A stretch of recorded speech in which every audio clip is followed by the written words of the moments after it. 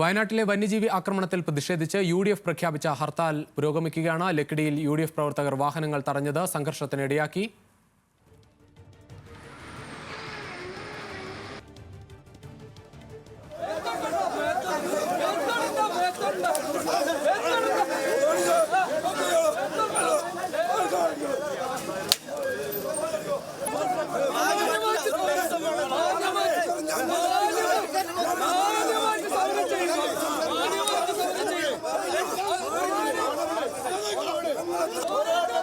പ്രവർത്തകരെ പോലീസ് പിന്നീട് കസ്റ്റഡിയിലെടുത്ത് നീക്കി. അവശ്യ സർവീസുകളെ ഹർത്താലിൽ നിന്ന് ഒഴിവാക്കിയിട്ടുണ്ട്. സുൽത്താൻ ബത്തേരിയിലും UDF പ്രവർത്തകർ വാഹനം തടഞ്ഞു.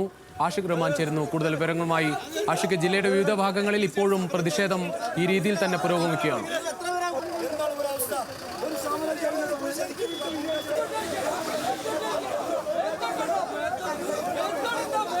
രണ്ട് ദിവസത്തിനിടെ 2 പേരെയാണ് വയനാട്ടിൽ കാട്ടാനാക്രമണത്തിൽ മാത്രം നഷ്ടമായത്. വലിയ പ്രതിഷേധമാണ് സംസ്ഥാനമെങ്ങും വിവിധ മേഖലകളിൽ കാട്ടാനാക്രമണങ്ങളിൽ ഉണ്ടാകുന്നത്. വയനാട്ടിൽ അത് അതിരൂക്ഷവുമാണ്. ഏറ്റവും ഒടുവിൽ ബാലന്റെ മരണത്തോടെ അത് പ്രതിഷേധം അതിശക്തമായി മാറുന്ന ഒരു സാഹചര്യമാണ് ഉണ്ടായത്. ഏറ്റവും ഒടുവിൽ UDF ഇന്ന് പ്രഖ്യാപിച്ച ഹർത്താൽ തുടങ്ങിയപ്പോൾ മുതൽ UDF പ്രവർത്തകർ എല്ലാ മേഖലകളിലുമായി വയനാട്ടിന്റെ വിവിധ മേഖലകളിൽ വാഹനം ഉൾപ്പെടെ തടയാനായി എത്തിയിട്ടുണ്ടായിരുന്നു. ലക്കിടിയിലാണ് UDF പ്രവർത്തകർ വാഹനം തടഞ്ഞത് സംഘർഷത്തിലേക്ക് പോയത്. വാഹനം തടയാനെത്തിയ UDF പ്രവർത്തകരെ രാവിലെ തന്നെ പോലീസ് സ്ഥലത്ത് നിന്ന് മാറ്റാനുള്ള ശ്രമം തുടങ്ങി. ഇതിനിടയിലാണ് പോലീസും പ്രവർത്തകരും തമ്മിൽ ഉന്തും തള്ളുമുണ്ടായത്. വലിയ തരത്തിലേക്ക് അത് വാക്കുതർക്കം പിന്നീട് ഒരു സംഘർഷ സാധ്യതയിലേക്ക് പോവുകയായിരുന്നു. പിന്നീട് ഈ പ്രവർത്തകരെ അവിടെ നിന്ന് കസ്റ്റഡിയിലെടുത്ത് നീക്കുകയും ചെയ്തു. ആഷിഖ് റഹ്മാൻ ചേരുന്നു. ആഷിഖ്, ഇപ്പോഴും ജില്ലയുടെ വിവിധ ഭാഗങ്ങളിൽ ഇങ്ങനെ പ്രതിഷേധം പല ഭാഗങ്ങളിലായി നടക്കുകയാണ്.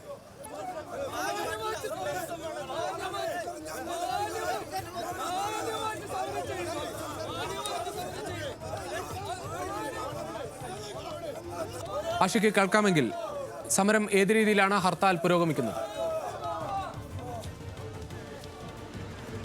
ദേശീയ ജില്ലയുടെ വിവിധ ഭാഗങ്ങളിൽ പ്രതിഷേധം ആരംഭിച്ചിട്ടുണ്ട്. ആദ്യഘട്ടത്തിൽ ലക്കിടിയിലായിരുന്നെങ്കിൽ പിന്നീട് കൽപ്പറ്റയിലേക്കും മാനന്തവാടി, സുൽത്താൻ ബത്തേരി, ഇന്നലെ പ്രക്ഷോഭം നടന്ന വയനാട് മേപ്പാടിയിലടക്കം വലിയ രീതിയിൽ പ്രതിഷേധം നടക്കുകയാണ്. പ്രത്യേകിച്ച് ലക്കിടിയിലായിരുന്നു ആദ്യഘട്ടത്തിൽ വലിയ രീതിയിൽ വാഹനങ്ങൾ തടഞ്ഞത്. തുടർന്ന് പോലീസ് പ്രവർത്തകർ കസ്റ്റഡിയിലെടുത്ത ശേഷം പ്രവർത്തകരെ നീക്കി. തുടർന്ന് വാഹനം എല്ലാം കടത്തിവിടുന്ന ഒരു സാഹചര്യമുണ്ട്. ഇപ്പോൾ ഞാൻ നിൽക്കുന്നത് കൽപ്പറ്റയിലാണ്. കൽപ്പറ്റയിലും സമാനമായ രീതിയിൽ UDF പ്രവർത്തകർ വാഹനം തടയുന്നുണ്ടായിരുന്നു. പിന്നെ പോലീസ് എല്ലാം ഇടപെട്ടാണ് വാഹനം ഇപ്പോൾ കടത്തിവിടുന്നത്. ജില്ലയുടെ വിവിധ ഭാഗങ്ങളിൽ തന്നെ പ്രവർത്തകർ തരത്തിൽ വാഹനങ്ങൾ തടയുന്നുണ്ട്.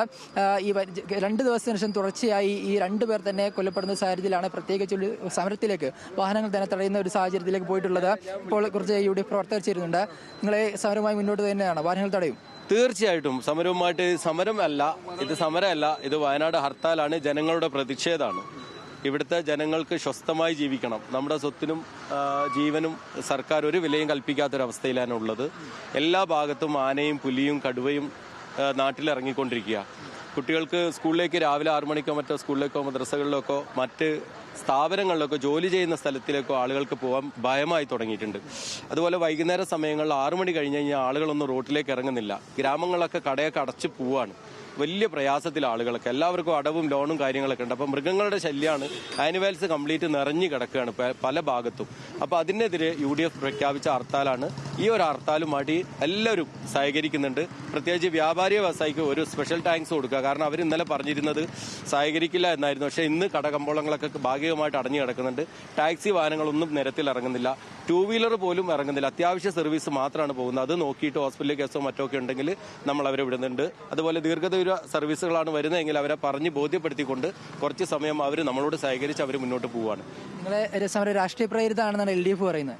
രാഷ്ട്രീയ പ്രേരിതമല്ല, ഇത് ജനങ്ങളെ ജീവനും സ്വത്തിനും സംരക്ഷണം നൽകുന്നതിന് വേണ്ടിയുള്ള സമരമാണ്. അല്ലാതെ രാഷ്ട്രീയ മുതലെടുപ്പല്ല ഞങ്ങൾ ഈ സമരം നടത്തുന്നത്. നമ്മൾ രാവിലെ ജോലിക്ക് പോകുന്ന സ്ത്രീയൊക്കെ നിങ്ങൾക്കറിയാലോ, ദിവസം പ്രതി ഓരോ ദിവസവും മരണം സംബന്ധിച്ചുകൊണ്ടിരിക്കുക. കാട്ടിലുള്ള മൃഗങ്ങൾ നാട്ടിലിറങ്ങി നമ്മളെ സ്വൈര്യമായി ജീവിക്കുന്നവരെ ആക്രമിച്ച് എന്താക്കിന് കടുവ ഭക്ഷിക്കുന്ന രീതിയിലായി, ആന കുത്തിക്കൊല്ലുന്ന രീതിയിലുമായി. കാട്ടിൽ പോയിട്ടല്ല സംഭവിക്കുന്നത്, കാട്ടിന്റെ പുറത്ത് നാട്ടിലിറങ്ങിയിട്ടാണ് ഈ മൃഗങ്ങൾ വന്നിട്ട് ആക്രമിച്ച് കൊല്ലുന്നത്. അതിനെതിരായിട്ട് അതിനൊരു നടപടി എടുക്കാത്തതിന്റെ പേരിലാണ് ഞങ്ങൾ കേരള സർക്കാരിനെതിരായിട്ടുള്ള സമരം ഇവിടെ ഹർത്താൽ പ്രഖ്യാപിച്ചത്. അത് ഞങ്ങൾക്ക് മുഖ്യമായി ആവശ്യപ്പെടാനുള്ളത് വനം വകുപ്പ് മന്ത്രി രാജിവെക്കുക. അദ്ദേഹത്തിന് ഈ കാര്യത്തിലൊന്ന് ഇടപെട്ടിട്ട് ജനങ്ങളുടെ ഈ ജീവനും സ്വത്തിനും സംരക്ഷണം നൽകുന്നതിന് വേണ്ടിയുള്ള ഒരു നടപടി എടുക്കാൻ അദ്ദേഹത്തിന് ഇതുവരെ കഴിഞ്ഞില്ല. അയാൾക്ക് ഇത്ര കാലം ആയിട്ടും ഇതുവരെ നടക്കാൻ അയാൾക്ക് സാധിച്ചിട്ടില്ല. അയാൾ പെട്ടെന്ന്